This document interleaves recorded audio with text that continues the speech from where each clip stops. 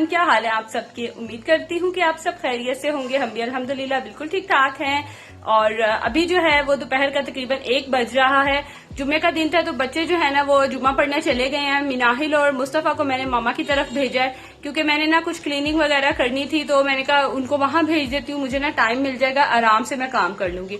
क्योंकि अगर ये घर पे होना तो यकीन करें इतना लड़ते हैं, इतना तंग करते हैं कि कोई काम ही नहीं करने देते। खैर अभी जो है ना मैंने रूम वगैरह सारा रूम वगैरह मैंने क्लीन कर लिया था। बेडशीट्स मैंने झाड़ के साफ कर ली हुई हैं, इनको मतलब नीट कर दिया, चेंज नहीं अभी मैंने किया है।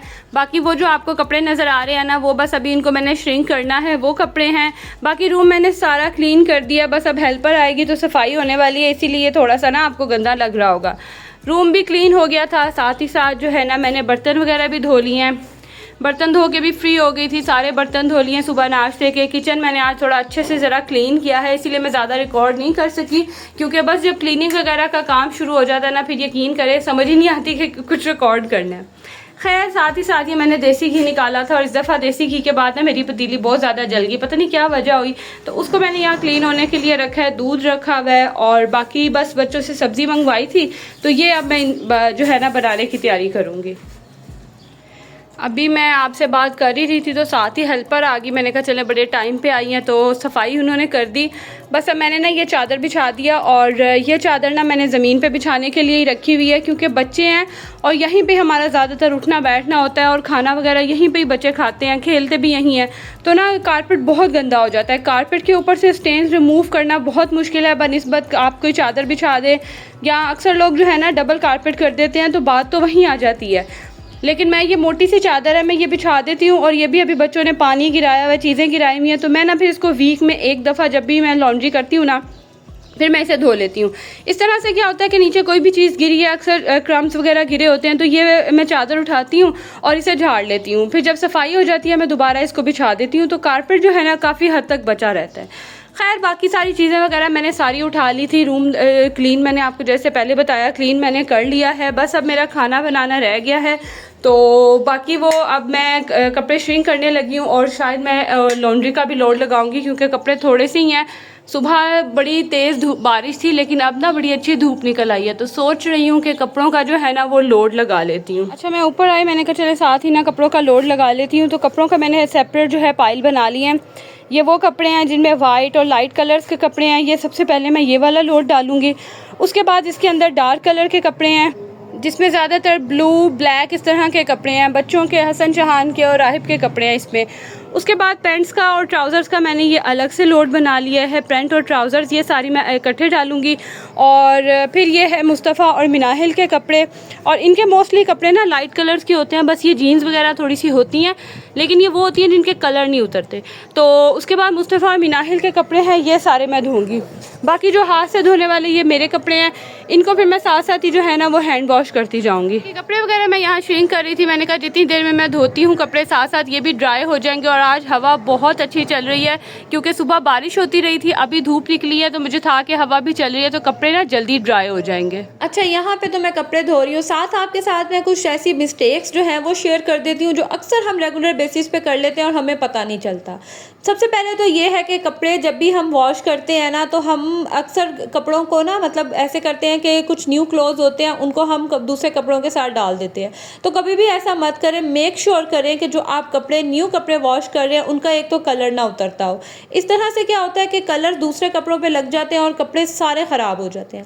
सेकेंडली कोशिश किया करें कि वाइट कपड़े हमेशा अलग से धोएं, और वाइट कपड़ों में ना आप जैसे लाइट कलर्स के कपड़े होते हैं जैसे लाइट पिंक हो गया और बेज कलर के, इस तरह के कपड़े डाल दें तो आपको प्रॉब्लम नहीं होती है। लोड फर्स्ट जो है ना वाइट कपड़ों का हमेशा लगाया करें, उसके बाद फिर आप थोड़े डार्क कलर के कपड़े, या अगर डार्क नहीं तो जैसे ब्लैक ब्लू इस तरह के कपड़ों का लोड लगा दें।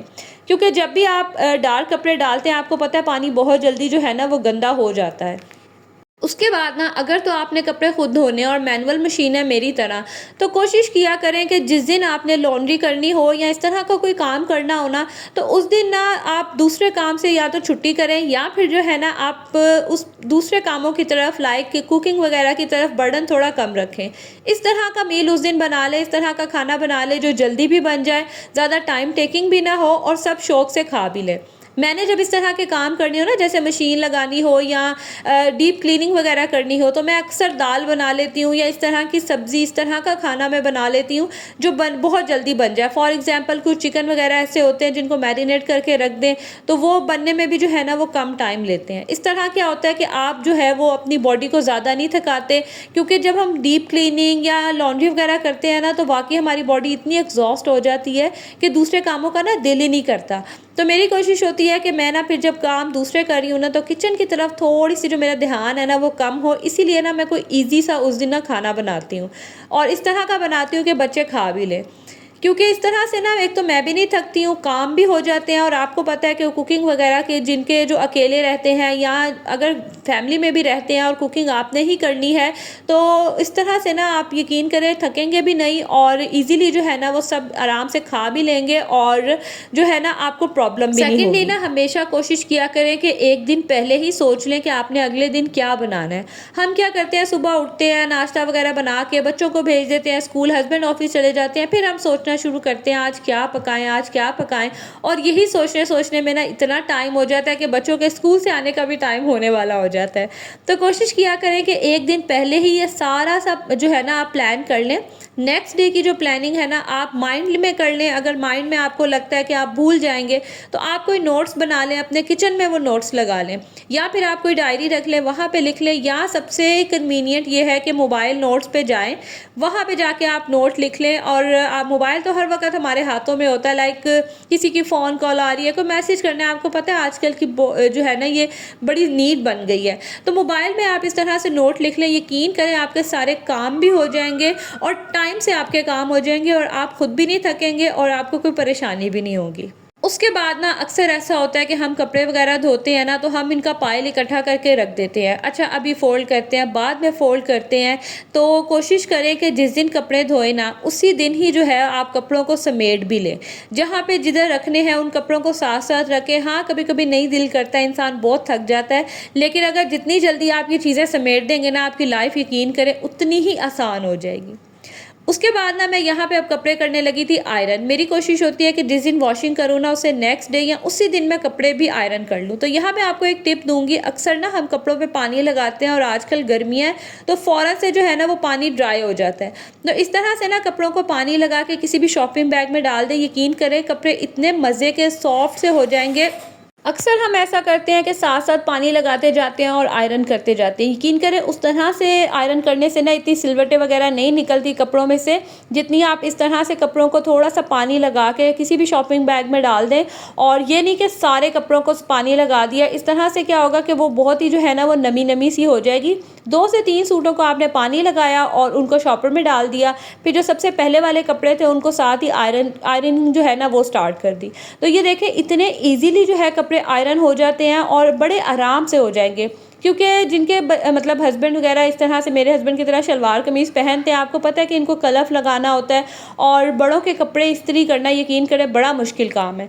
तो इस तरह से अगर आप कपड़ों को पानी लगा के जो है आयरन करेंगे ना तो बहुत ईजी हो जाएगा और बड़े ईजीली जो है ना ये कपड़े आयरन भी हो जाएंगे। नेक्स्ट मैं क्या करती हूँ कि जैसे जीन्स की पैंट्स वगैरह होती हैं स्पेशली बच्चों की, अच्छा उनको मैंने अगर आयरन ना भी करना हो ना, मतलब मैं वैसे कम ही आयरन करती हूँ बच्चों की स्पेशली जो जीन्स की पैंट्स होती हैं, तो मैं क्या करती हूँ जैसे ही उन्हें तार से उतारूंगी ना लाइक कपड़े धोने के बाद, तो मैं फ़ौरन ना उन्हें हैंग कर देती हूँ। इस तरह से क्या होता है कि इकट्ठा करके रखने से ना उन पर ज़्यादा वो मतलब ख़राब भी नहीं होते हैं और फ़ौरन आप उन्हें हैंग कर देना तो वो चुरमुर सी भी नहीं होती हैं और सही रहती हैं। तो इस तरह से ना आयरनिंग का भी जो है वो टाइम भी सेव हो जाता है, इलेक्ट्रिसिटी भी सेव हो जाती है। सो आई होप जो छोटी मोटी सी आज मैंने आपको टिप्स दी हैं वो आप सबको पसंद आई होंगी। और अगर आपके पास भी कोई टिप्स हैं इस तरह से डेली रूटीन लाइफ की तो ज़रूर कमेंट बॉक्स में शेयर कीजिएगा।